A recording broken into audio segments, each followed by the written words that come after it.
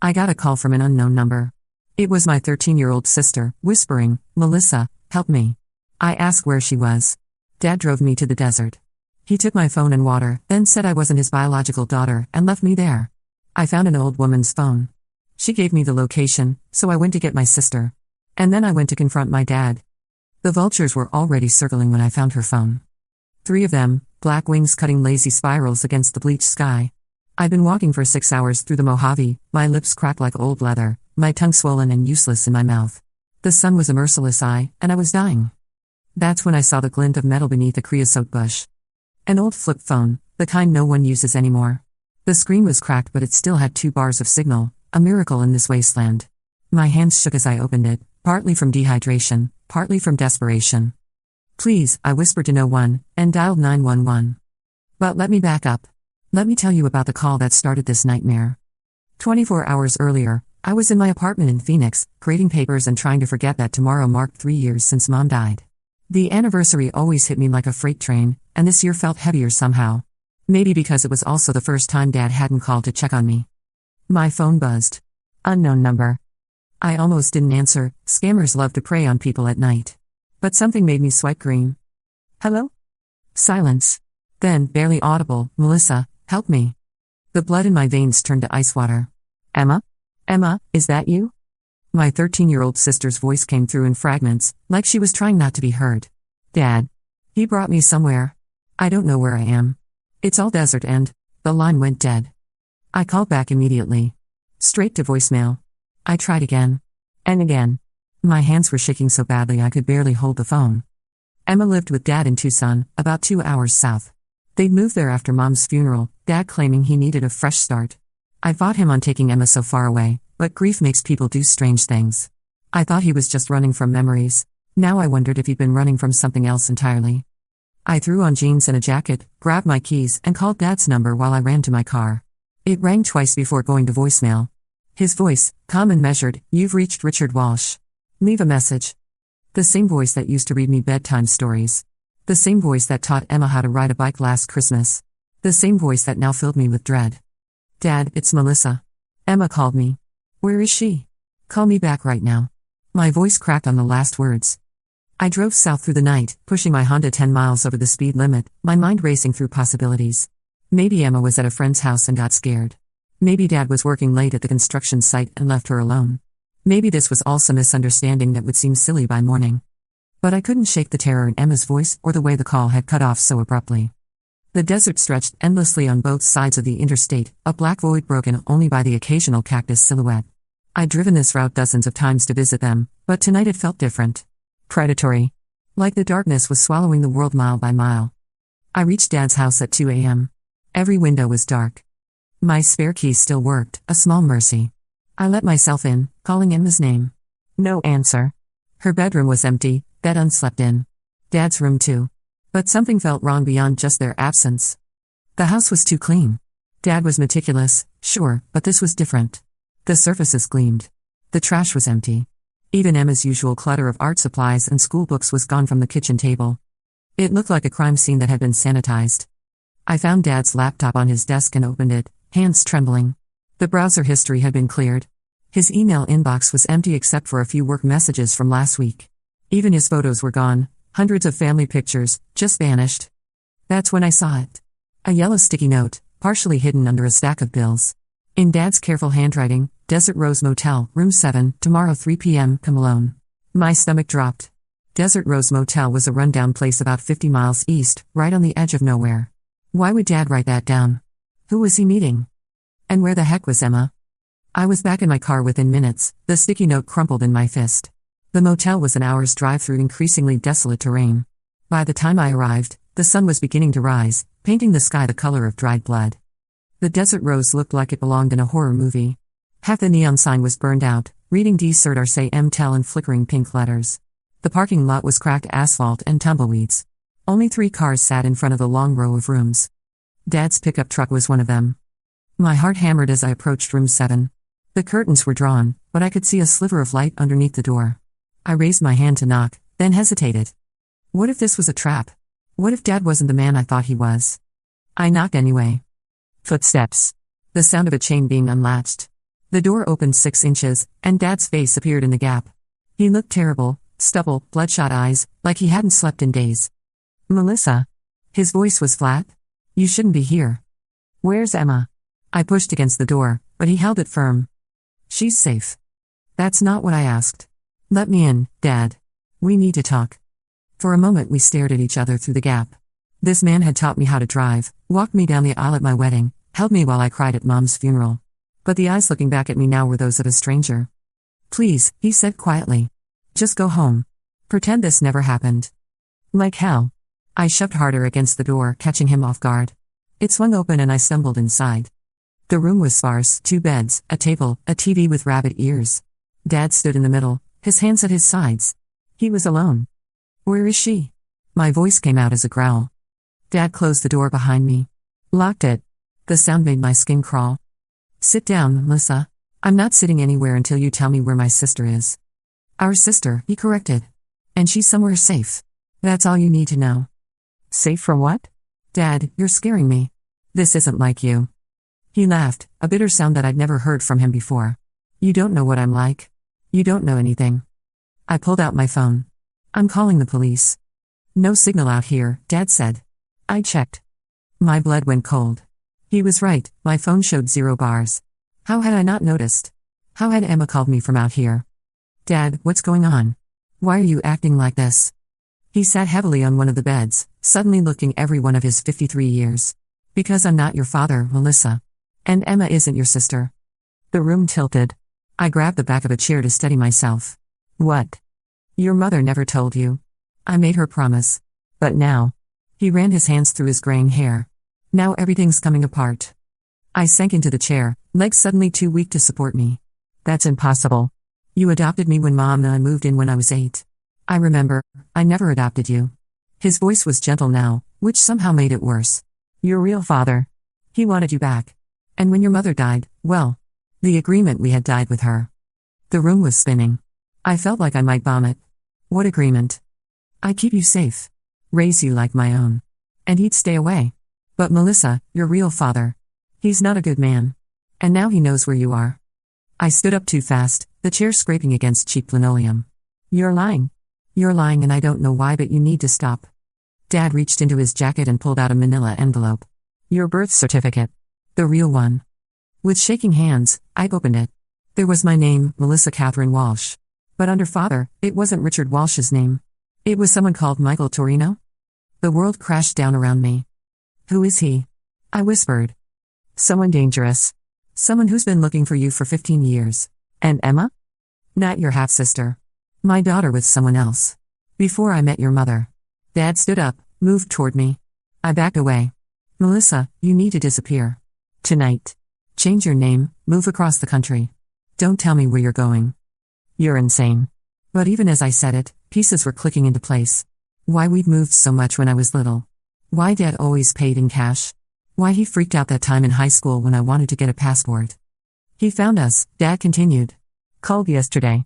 Said if I didn't bring you to him, he'd hurt Emma. Make it slow. The hotel room felt like it was closing in. So you're just going to hand me over? I'm giving you a choice.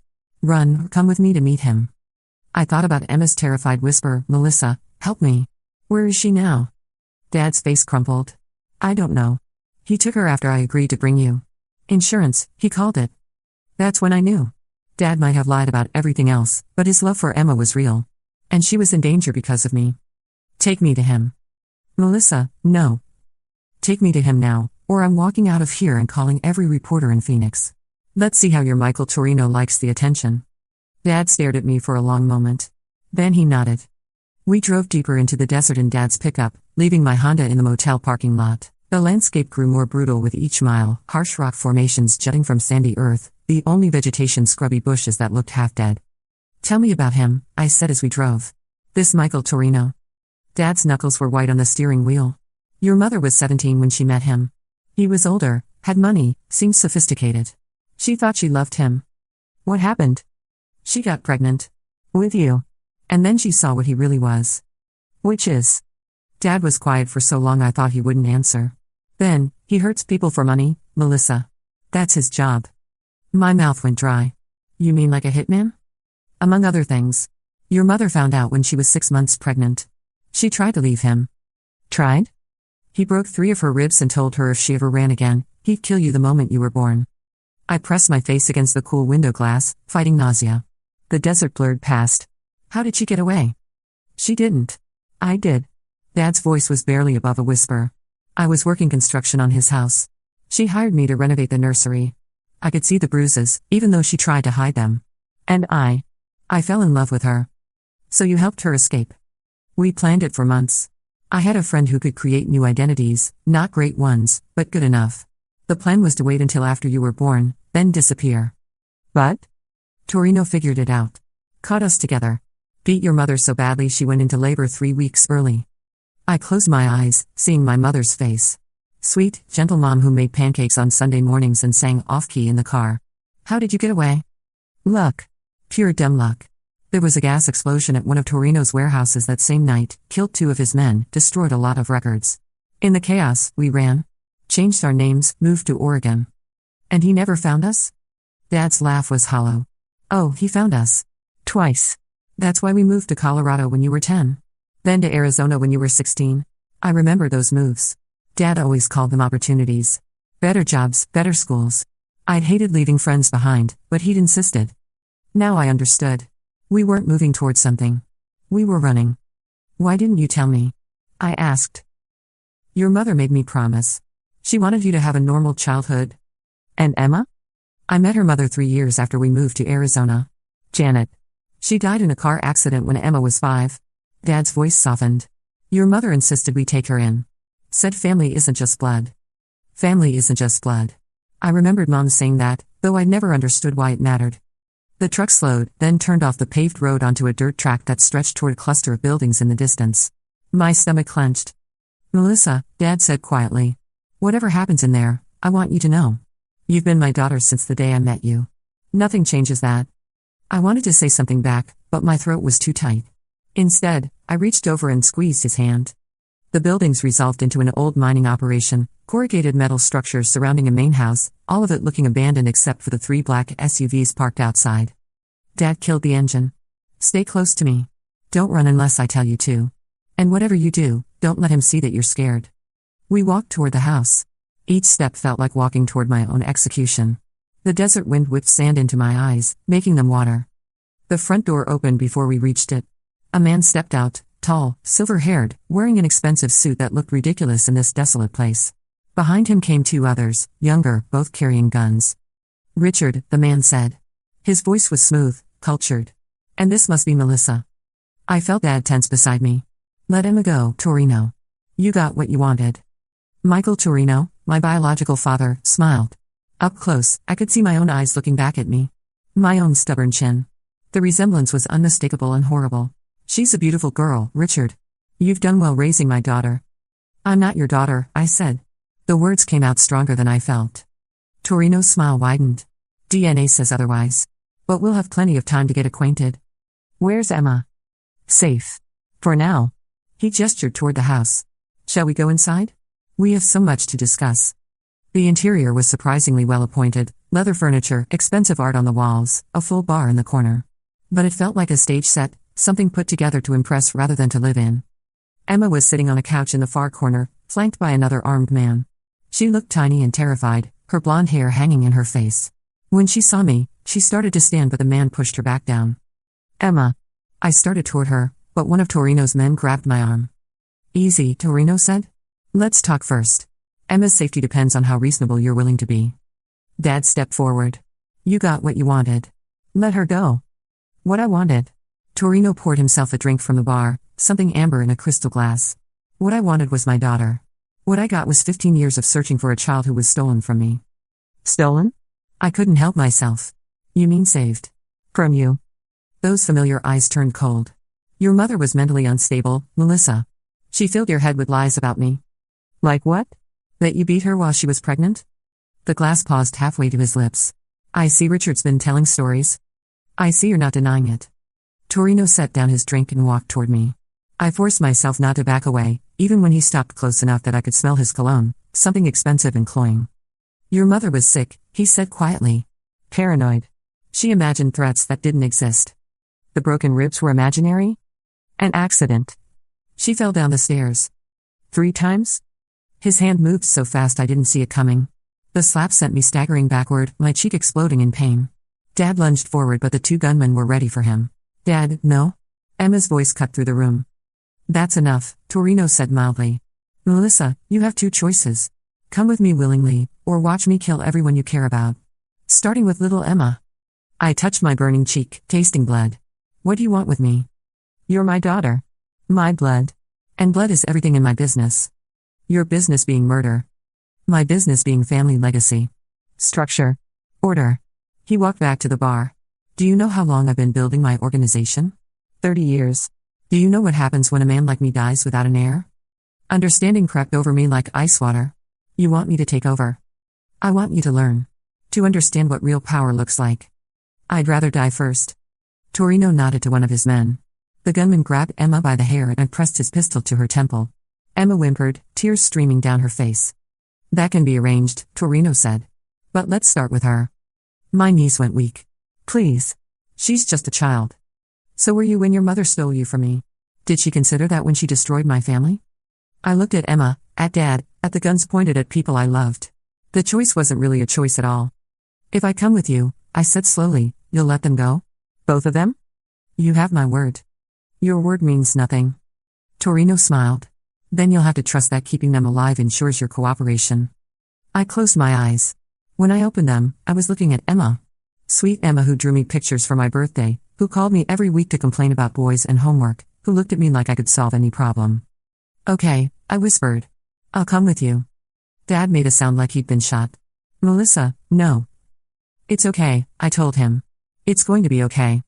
But even as I said it, I knew it was a lie. Nothing was ever going to be okay again. Torino's men separated us then, Dad and Emma to one room, me to another. They gave me 10 minutes to say goodbye, as Torino put it. Like this was some normal family visit instead of a kidnapping. Emma threw herself into my arms the moment we were alone, sobbing against my shoulder. I'm so sorry, Melissa. He made me call you. He said he'd hurt Dad if I didn't. It's not your fault, I whispered, stroking her hair. None of this is your fault. Dad stood by the window, staring out at the desert. There has to be another way, he said without turning around. There isn't. I pulled back to look at Emma's face, memorizing every freckle. Promise me something, Em. Whatever happens, you're going to be okay. You're going to graduate high school and go to college and become that marine biologist you always talk about. Don't talk like that. Fresh tears spilled down her cheeks. We'll figure this out. We always do. But we both knew this was different. This wasn't moving to a new city or changing schools. This was goodbye. I love you, I told her. Both of you.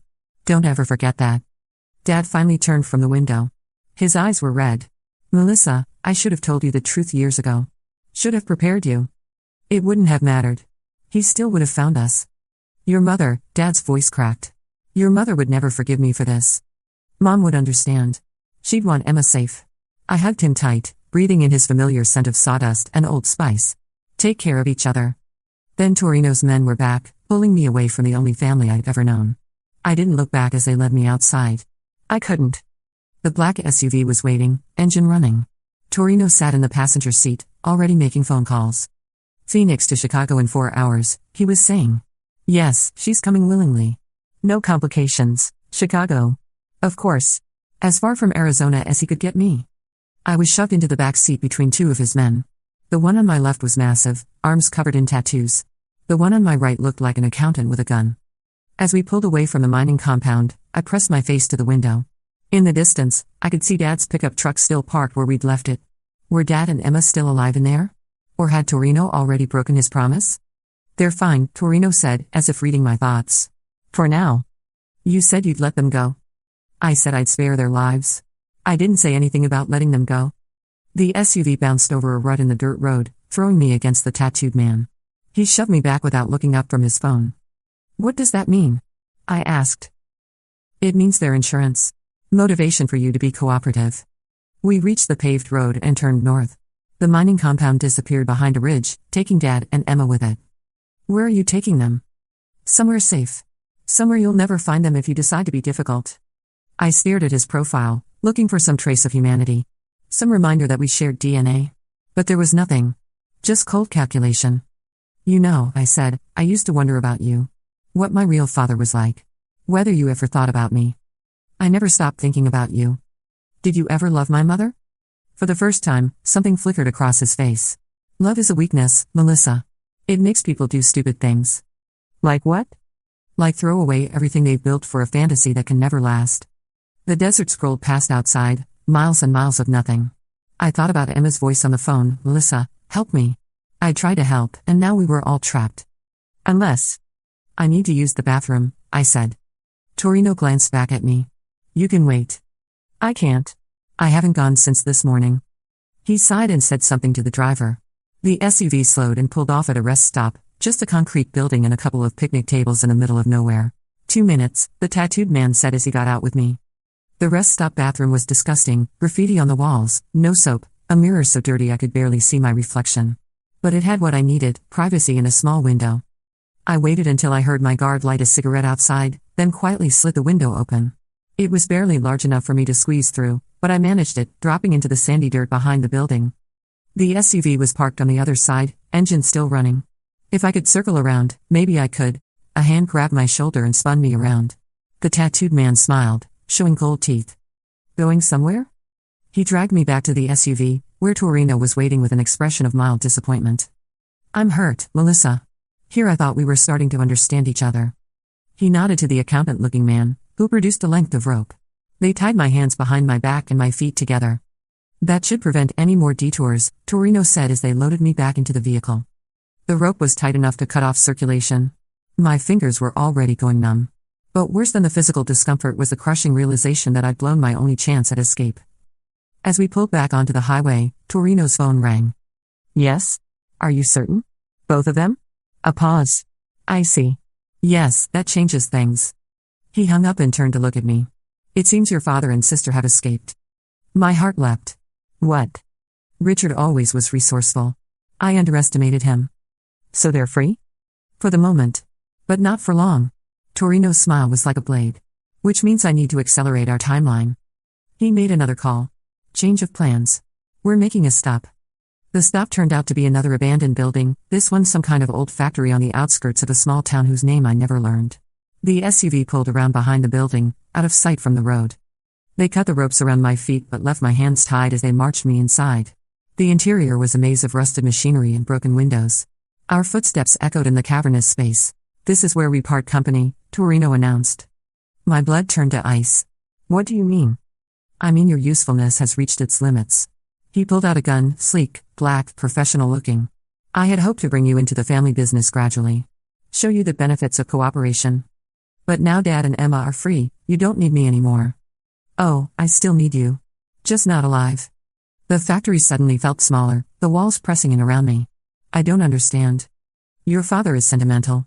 He'll come for you, even knowing it's a trap. And when he does, Torino shrugged. I'll have all three of you exactly where I want you. One of his men produced a cell phone and set it up to record video. The red light blinked at me like a malevolent eye. Smile for the camera, Melissa. You're about to star in a very special message. I backed away until I hit the wall.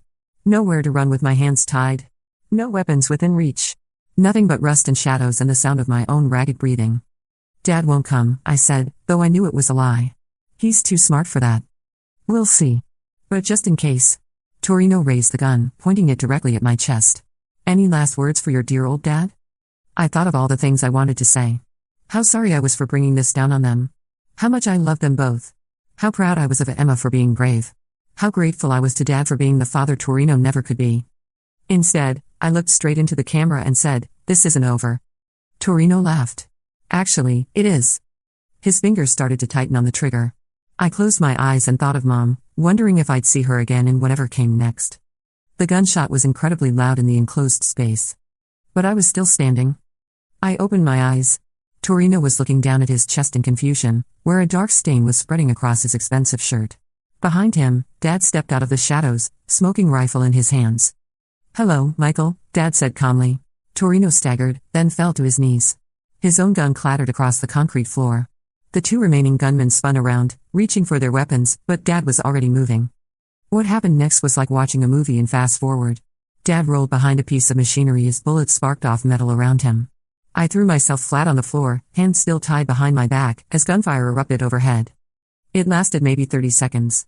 When the echoes faded, Dad was standing over two bodies.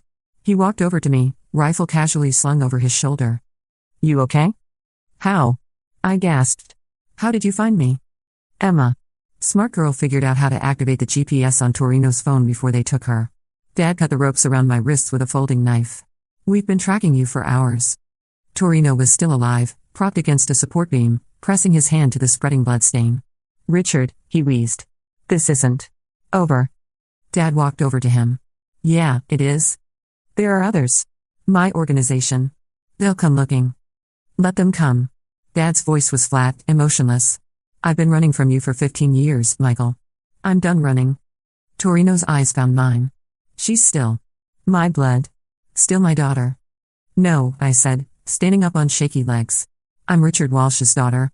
I always have been." Something like disappointment flickered across Torino's face. Then his eyes went glassy and he was gone. Dad was already checking the bodies of the other two men, making sure they were no longer a threat. "We need to go," he said. "Police will be here soon, someone must have heard the shots." "What about them?" I gestured at the bodies. "What about them?" "They're criminals who kidnapped my daughter." Dad shouldered his rifle again. "Come on. Emma's waiting in the truck." We walked out into the fading daylight. Dad's pickup was parked behind the building, engine running. Emma sat in the passenger seat, looking pale but determined. "Melissa." She threw herself at me the moment I opened the truck door. "Are you okay? Did they hurt you?" "I'm fine," I said, though I wasn't sure that was true. "How did you two escape?" "Dad had a backup plan," Emma said with obvious pride. "He's been carrying a GPS tracker in his boot for 3 years." Dad climbed into the driver's seat. "Just in case this day ever came. Your mother and I planned for it." As we drove away from the factory, I looked back one more time. Soon the building was just another abandoned shape in the desert. In a few hours, it would be crawling with police. By morning, the bodies would be in the morgue and the story would be in the newspapers. But we'd be long gone by then. "Where are we going?" I asked. "Somewhere safe," Dad said.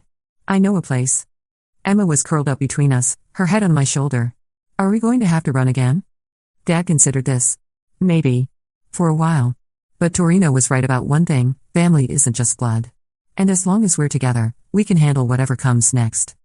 I closed my eyes and let the vibration of the truck lull me towards something that might eventually become sleep. We were alive. We were together. For now, that was enough. But as the miles rolled past and the desert gave way to mountains, I couldn't shake the feeling that this wasn't really over. Torino had mentioned others, his organization, people who might come looking for answers. 3 days later, reading the newspaper in a diner in Oregon, I learned I was right. The headline read, "Arizona crime boss Michael Torino found dead." Below it, in smaller text, "Police seek missing daughter in connection with murders." They found the flip phone I'd used to call 911 from the desert, tracked it back to the old woman whose purse had been stolen 3 towns over. They connected it to Dad's truck being spotted near the factory. They put together a story that was close enough to the truth to be dangerous. Dad folded the newspaper calmly and left a 20 on the table. "Time to go," he said. So we ran again. New names, new lives, new city. Emma enrolled in school under an assumed identity. I got a job teaching at a community college with forged credentials. Dad found work as a carpenter. We thought we were safe. We were wrong. 6 months later, the package arrived on a Tuesday morning with no return address. Inside was a photograph of Emma walking to school, taken from across the street with a telephoto lens. On the back, someone had written in block letters, "We know where you are." I showed it to Dad over breakfast. He studied it for a long moment, then stood up and walked to the kitchen window, looking out at the quiet suburban street where we'd been living under the names Johnson. "How long do you think we have?" I asked. "Not long." Emma came downstairs then, backpack slung over her shoulder, ready for another day of pretending to be someone else. She was good at it now, almost too good. Sometimes I forgot she was only 14. "Morning," she said, grabbing a piece of toast. "You both look weird. What's wrong?" Dad and I exchanged glances. We promised each other no more secrets, no more lies. Emma deserved to know the truth about the world we'd brought her into. "We might have to move again," I said. Emma's face fell, but she nodded. She'd been expecting this. We all had. "How long do I have to say goodbye to my friends?" "You don't," Dad said gently. "We leave tonight." That evening, as we threw our lives into suitcases for the 4th time in 2 years, Emma asked a question I'd been dreading. "Is this ever going to end?" I looked at Dad, hoping he'd have an answer. Something reassuring and fatherly that would make this all seem manageable. Instead, he sat down on Emma's bed and took her hand. I don't know, sweetheart. I wish I did. It was the most honest thing any of us had said in months. Present day. That was 3 years ago. We're still running, still looking over our shoulders, still jumping at shadows. But we're alive. And sometimes, in the quiet moments between fear and flight, I think that might be enough. Emma's 17 now, about to graduate from yet another high school under yet another name. She wants to study marine biology, just like she always dreamed. I've been helping her fill out college applications, all of them far from where we are now. Promise me something, I told her last week as we sat in our latest kitchen in our latest house in our latest city. What? Promise me you'll have the life Mom wanted for us. The normal one. Emma looked up from her homework, calculus, advanced placement chemistry, all the classes that would get her into a good school. What about you? I'll be fine. Will you? She set down her pencil and gave me that look, the one that said she was too old for comfortable lies. Will any of us? Before I could answer, Dad walked in from his workshop, sawdust in his hair, smelling like wood stain and honest work. He kissed the top of Emma's head and looked at the college brochures scattered across the table. How's the search going? Good, Emma said. UCLA has a great marine biology program. California's too close, Dad said automatically. What about that school in Maine? Dad. Emma's voice was patient but firm. I can't live my whole life afraid. And there it was, the thing we'd all been avoiding. Emma was growing up, growing away from the tight circle of protection we built around her. Soon she'd be 18, legally an adult, free to make her own choices about risk and safety and what kind of life was worth living. The thought terrified me. That night, after Emma had gone to bed, I found Dad sitting on the back porch, staring up at stars he couldn't name. We'd lived in too many places to put down roots deep enough for constellations. She's right, he said without looking at me. She can't live like this forever. Neither can we. Maybe it's time. I knew what he meant. We'd talked about it before, in whispers, late at night when the fear was too big to ignore. The final option. The one that meant no more running. We don't even know how many of them are left, I said. Does it matter? As long as there's one, we'll never be safe. I pulled my jacket tighter against the night air. Mom wouldn't have wanted this for us. Your mother wanted a lot of things. She wanted you to have a normal childhood. She wanted to grow old with me. She wanted to see Emma graduate. Dad's voice was rough. Sometimes what we want and what we get are different things. The next morning, I found the newspaper folded on the kitchen table. Dad had circled a small item on page 3, Chicago crime family boss found dead in prison cell. I read it twice before the implications sank in. Anthony Torino, Michael's younger brother, the one who'd taken over operations after Michael's death. Dead of an apparent heart attack at 45. Natural causes? I asked Dad when he came in from the garage. That's what it says. Do you believe it? Dad poured himself coffee from the pot I'd made. I believe in a lot of things I can't prove. Like what? Like justice. Eventually. Over the next few weeks, more names appeared in obituaries across the country. Men with Italian surnames and criminal records, all dying of various natural causes within days of each other. Food poisoning.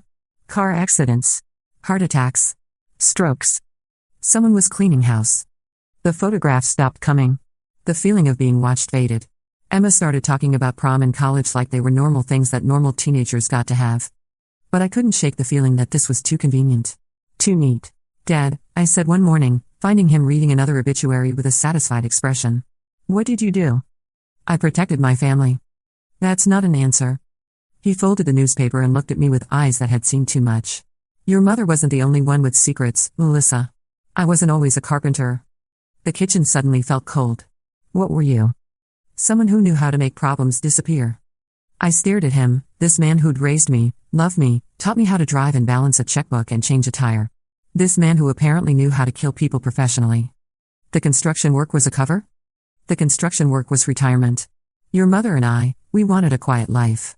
But some skills. You don't forget them. How many? How many what? How many people did you kill to keep us safe? Dad was quiet for a long moment. Then, all of them.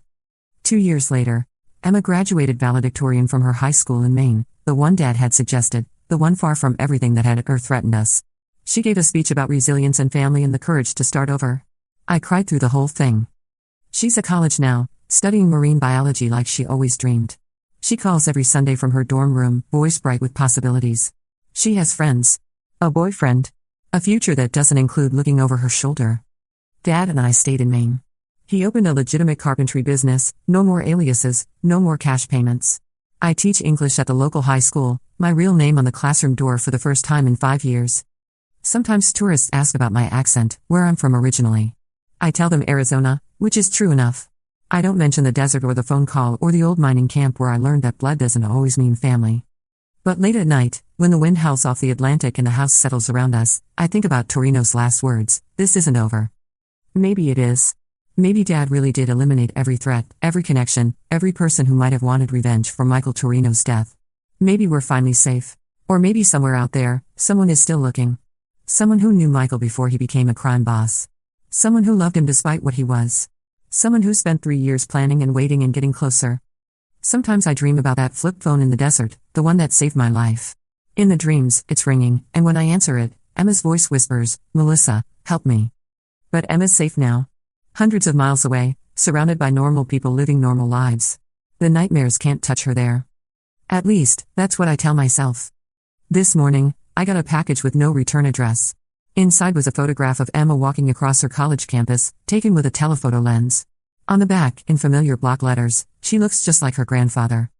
I showed it to Dad over breakfast. He studied it for a long moment, then stood up and walked to the kitchen window. "How long do you think we have?" I asked. He was quiet for so long I thought he hadn't heard me. "Then pack light. We leave tonight."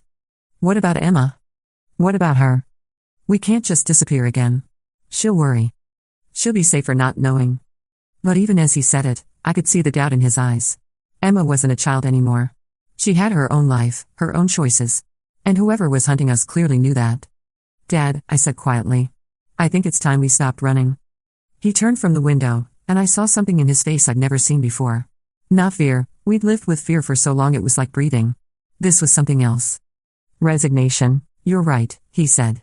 "It's time to end this." "What do you mean?" "I mean no more running. No more hiding. No more looking over our shoulders." Dad sat down across from me, suddenly looking older than his 57 years. "I mean we're going to find whoever sent that photograph, and we're going to finish what Torino started. We're going to fight. We're going to survive." Outside, the Maine wind picked up, rattling the windows of our house by the sea. Somewhere in the distance, I heard the sound of waves crashing against rocks, patient and relentless and impossible to stop. Just like family. Just like love. Just like the promises we make to protect the people who matter most, no matter what it costs us in the end. I looked at the photograph again, Emma, beautiful and alive and unaware that she was being watched. My sister. My heart. The reason we'd survived everything that came before and everything that was still coming. "Okay," I said. "Let's finish it." Dad nodded and pulled out his phone. I had no idea who he was calling, but from the way his voice changed when someone answered, professional, clipped, dangerous, I knew our quiet life in Maine was about to end. "It's Richard Walsh," he said into the phone. "I need a favor."